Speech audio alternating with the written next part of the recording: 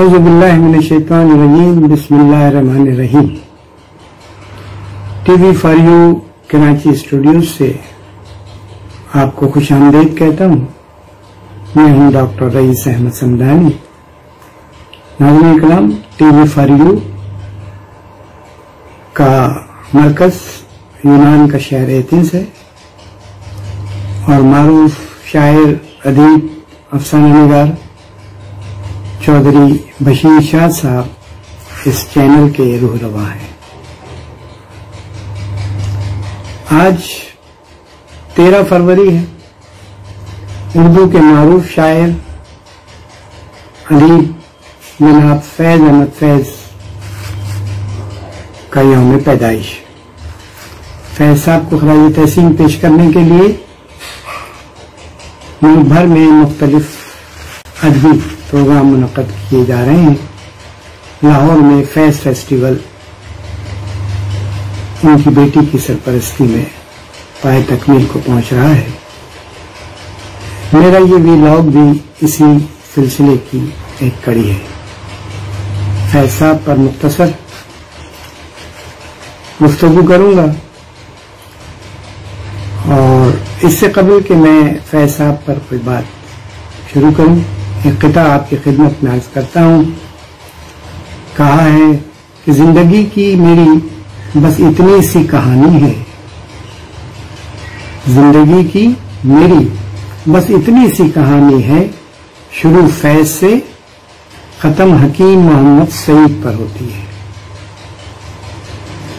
اور جب بھی مڑ کر دیکھتا ہوں زندگی کو اپنی، جب بھی مڑ کر دیکھتا ہوں زندگی کو اپنی، کبھی کسی اور کی کہانی لگتی ہے۔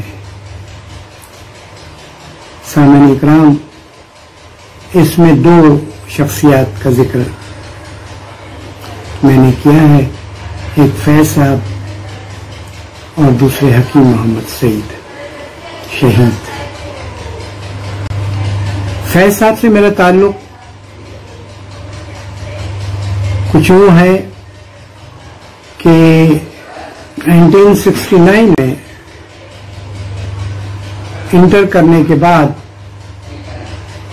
کراچی کی قدیم بستی لیاری میں قائم حاجی عبداللہ ہارون کالج میں نے BA کے لیے داخلہ لیا۔ اس وقت مجھے علم ہوا کہ معروف شاعر فیض صاحب اس کالج کے پرنسپل ہیں۔ یہ جان کر بہت خوشی ہوئی، اور فیض صاحب جب بھی کالج آتے کوشش ہوا کرتی کہ انہیں ایک نظر ہم دیکھ لیں۔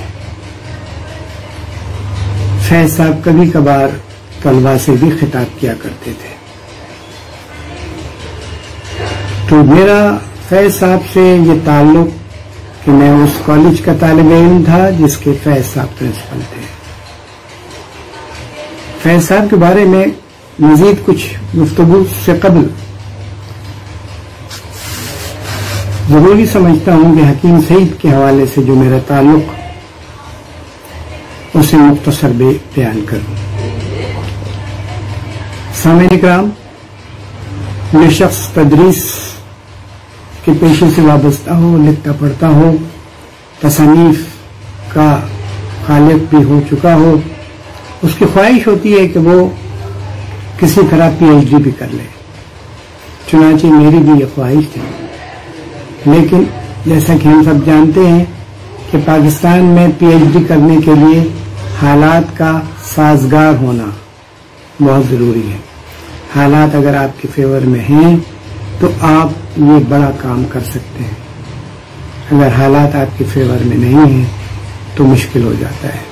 چنانچہ میرے ساتھ یہی ہوا، حالات میرے فیور میں ہونے میں بہت وقت لگ گیا، اور لیکن یہ اس ڈگری کو حاصل کرنے کے لیے جو خواہش دل میں تھی وہ برقرار رہی، اور ساتھ ہی جستجو بھی۔ 2003 میں مجھے یہ موقع ملا کہ میں اس طرف قدم بڑھاؤں۔ میرا جانا حکیم محمد سعید کی لائبریری اور اس کے بعد بیت الحکمہ مسلسل جانا ہوتا تھا. بیت الحکمہ کے سربراہ پروفیسر حکیم نعیم الدین زبیری صاحب تھے. ایک دن میں نے ان سے ذکر کیا کہ میں پی ایچ ڈی کرنا چاہتا ہوں. انہوں نے میری بات سے اتفاق کیا اور کہا کہ آپ کوئی ٹاپک سجیسٹ کریں، لے کر آئے میرے پاس. میں تو اس انتظار میں تھا، مجھے اور کیا چاہیے تھا. میں نے فوری طور پر وہ ٹاپک سلیکٹ کیا، اس کی کچھ تفصیل لکھی اور حکیم نعیم الدین زبیری صاحب کے پاس چلا گیا. انہوں نے اس سے اتفاق کیا اور انہوں نے وہ ٹاپک لے کر آگے مزید کارروائی کے لیے بھیج دیا اور اس طرح میرا ٹاپک منظور ہو گیا اور میں نے کام شروع کر دیا زبیری صاحب کی نگرانی میں. 2006 میں میں نے اپنا جو مقالہ تھا وہ جمع کرا دیا اور 2009 میں مجھے پی ایچ ڈی کی ڈگری ایوارڈ ہو گئی. اب حکیم محمد سعید کا انتخاب اس لیے کیا کہ حکیم صاحب کتابوں کے عاشق تھے. حکیم صاحب کتب خانوں سے بے انتہا محبت کیا کرتے تھے. حکیم صاحب کتب خانوں کی ترقی کے لیے پیش رہا کرتے تھے. کبھی کوئی بھولے سے بھی اگر کوئی کتاب اور کتب خانوں کے بارے میں ان سے بات کیا کرتا تو وہ آگے بڑھ کر اس کی حوصلہ افزائی کیا کرتے تھے. اس طرح یہ بات آگے بڑھی اور میں نے حکیم محمد سعید پر اپنا پی ایچ ڈی مقالہ مکمل کیا تو حکیم صاحب سے میرا یہ تعلق بنتا ہے اور میں حکیم صاحب پر پہلا پی ایچ ڈی کرنے والا شخص قرار پایا. فیض صاحب اس سلسلے کو آگے بڑھاتے ہیں.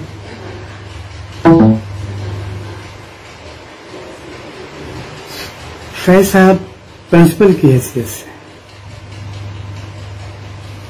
منتظم کی حیثیت سے کیسے تھے؟ فیض بحیثیت شاعر تو بہت احباب اس پر گفتگو کرتے ہیں اور لکھتے بھی ہیں. میں نے فیض کو بحیثیت پرنسپل دیکھا، قریب رہا اور میں نے آج سے 12 سال قبل فیض صاحب پر ایک کالم یا ایک خاکہ لکھا تھا، فیض میرا پرنسپل. فیض یہ میرا مضمون میرے خاکوں کا مجموعہ ہے. جھولی میں ہیرے اور موتی، اس میں یہ مضمون شامل ہے.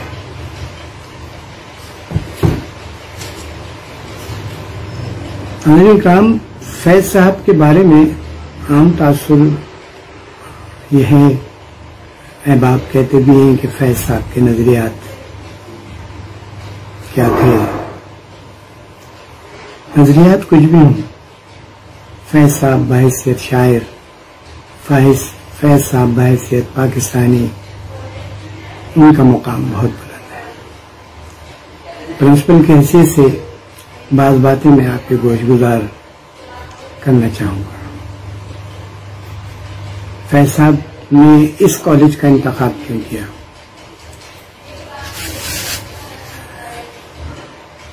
ایسا کالج جو کراچی کی قدیم آبادی لیاری اور لیاری کے بھی ایک قدیم علاقے،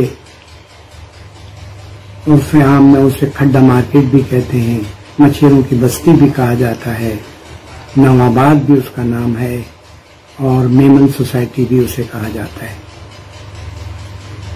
اس کا انتخاب کیوں کیا؟ تو اس کی کہانی کچھ اس طرح ہے کہ فیض صاحب کے حاجی عبداللہ ہارون کے خاندان سے مراسم بہت اچھے تھے. ہارون فیملی کے یوسف ہارون، محمود ہارون، سعید ہارون، یہ ہمیشہ ان کی سیاست کا مرکز لیاری کا وہ علاقہ ہوا کرتا تھا جہاں یہ کالج آج موجود ہے. فلاحی کاموں میں یہ خاندان ہمیشہ سے پیش رہا. جس جگہ یہ کالج ہے یہاں پر نہ صرف پروفیسر حاجی عبداللہ ہارون ان کے قائم کردہ یتیم خانے کے احاطے میں اب بھی نہیں سو رہے ہیں، بلکہ اس احاطے میں اسکول بھی ہے، اسپتال بھی ہے، یتیم خانہ بھی ہے، اور یہ عبداللہ ہارون کالج بھی ہے۔ فیض صاحب نے ایک انٹرویو میں یہ کہا کہ مجھے جب یہ پیشکش کی گئی کہ میں اس کالج کا پرنسپل بن جاؤں تو میں نے اس کالج کے پرنسپل بننے سے پہلے اس علاقے کا دورہ کیا۔ فیض صاحب کہتے ہیں کہ مجھے اس علاقے میں غربت، نادار افراد، یہاں تعلیم کی کمی تھی، اور بقول ان کے عجیب مخلوق انہوں نے دیکھی۔ کہتے ہیں کہ میں نے جب یہ چیز دیکھی تو میں اس بات پر آمادہ ہو گیا کہ مجھے اس کالج کی سرپرستی قبول کر لینی چاہیے، چنانچہ وہ اس کالج کے پرنسپل بن گئے۔ اب آگے بڑھتے ہیں۔ پہلا کام فیض صاحب نے کو جو کرنا تھا وہ اساتذہ کا انتخاب تھا۔ فیض صاحب کے بارے میں جیسے میں نے آپ سے کہا، نظریات کا بہت زیادہ وہ تھا۔ فیض صاحب کے نظریات یہ ہیں، وہ ہیں، فیض صاحب نے اساتذہ کے انتخاب میں اپنے نظریات کو شامل نہیں کیا، بلکہ انہوں نے اساتذہ کا انتخاب میرٹ پر کیا۔ تمام اساتذہ کا ذکر ذرا مشکل ہوگا۔ سیاسیات کے میرے استاد تھے شفیق الرحمان صاحب، صوم صلات کے پابند، بارش اور جماعت اسلامی سے بھی تعلق تھا۔ ان کا انتخاب سیاست کے پروفیسر کی حیثیت سے کیا گیا۔ اسی طرح دیگر اساتذہ کا بھی انتخاب کیا۔ وہاں پر نظریات کا کوئی عمل دخل نہیں رہا۔ اس سے آگے بڑھتے ہیں۔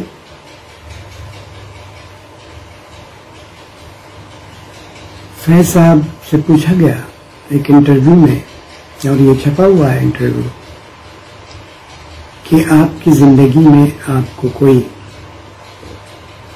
ایسی خواہش یا پچھتاوا ہے؟ تو انہوں نے کہا جی ہاں ہے۔ وہ کیا؟ تو انہوں نے فرمایا کہ میں حافظ قرآن بننا چاہتا تھا، اور میں نے 2-3 پارے حفظ بھی کر لیے تھے، لیکن میں اسے مکمل نہیں کر سکا۔ یہ ان کی خواہش تھی۔ دوسری خواہش کا ذکر انہوں نے یہ کیا کہ وہ کرکٹر بننا چاہتے تھے اور کرکٹر نہیں بن سکے۔ تو یہ 2 چیزیں۔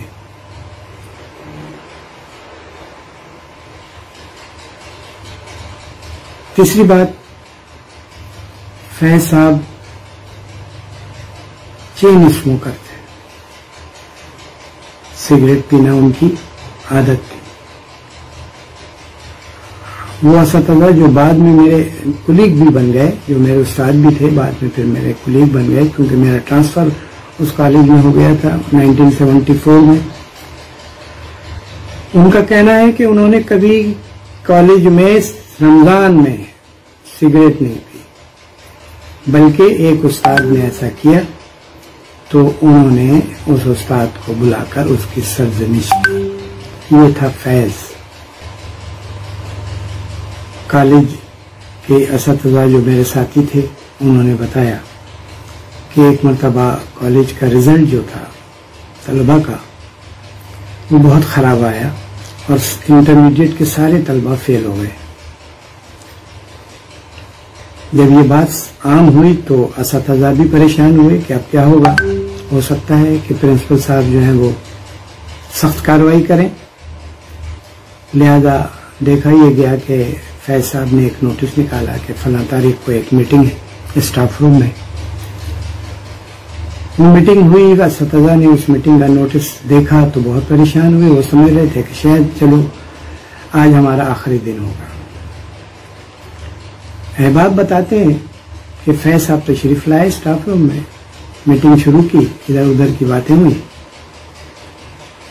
और उसके बाद उन्होंने इस बात का जिक्र नहीं किया कि हमारे कॉलेज का रिजल्ट कैसा आया है या कितने बच्चे फेल हो गए और कितने पास हो गए। उनका कहना था कि उन्होंने इस बात पर ज्यादा जोर दिया कि असतज़ा को अपने तलबा से किस तरह उनकी तैयारी करानी चाहिए और किस तरह उन्हें मेहनत का आदी बनाना चाहिए कि वो अच्छे तालिब इल्म साबित हो सके। और इसी तरह की मोटिवेशनल गुफ्तगू फैज साहब ने अपने साथियों से की और फिर आखिर में ये भी कहा कि अब जो रिजल्ट आइंदा आएगा उसमें अगर हमारे कॉलेज का रिजल्ट अच्छा आया और किसी खास मजमून में तलबा ने बेहतर कारकर्दगी का मुजाहरा किया तो उस उस्ताद को एडवांस इंक्रीमेंट भी दिए जाएंगे। और चुनाचे बाद में ऐसा हुआ कि नतीजा अच्छा आया तो उन असतज़ा को एडवांस इंक्रीमेंट भी दिए गए। नाज़रीन करम, इसी तरीके से बेशुमार बातें हैं जो फैज के हवाले से हम कर सकते हैं, शायरी के हवाले से कर सकते हैं। और फैज तो बुनियादी तौर पर उस्ताद थे। उन्होंने अपनी जिंदगी का आगाज़ी उस्ताद की हैसियत से MAO कॉलेज में उस्ताद की हैसियत से किया था। उस फैज फौज में भी रहे। तो ये मुख्तसर सी बातें फैज साहब के हवाले से थी। इन्हें आखिर में फैज साहब का एक शेर पढ़कर इख्तिताम करता हूं और वो शेर कुछ यूं है कि तुम्हारी याद के जब जख्म भरने लगते हैं, तुम्हारी याद के जब जख्म भरने लगते हैं, किसी बहाने तुम्हें याद करने लगते हैं। तो हम भी फैज साहब को किसी न किसी बहाने याद कर लिया करते हैं और आइंदा भी फैज को याद रखा जाएगा। फैज का कलाम, फैज की शायरी, फैज ने अदब में जो इजाफा किया वो न सिर्फ आज अहले अदब के काम आ रहा है बल्कि मुस्तकबिल का मौक़िफ़, मुस्तकबिल के तालिब इल्म भी उससे इस्तिफ़ादा करेंगे। इन बातों के साथ आपसे इजाज़त चाहूँगा। अल्लाह हाफिज़। अस्सलामु अलैकुम। ब्राहे करम TV4U को लाइक, शेयर, सब्सक्राइब कीजिएगा। मिलते हैं नेक्स्ट वीडियो में, तब तक के लिए अल्लाह निगहबान।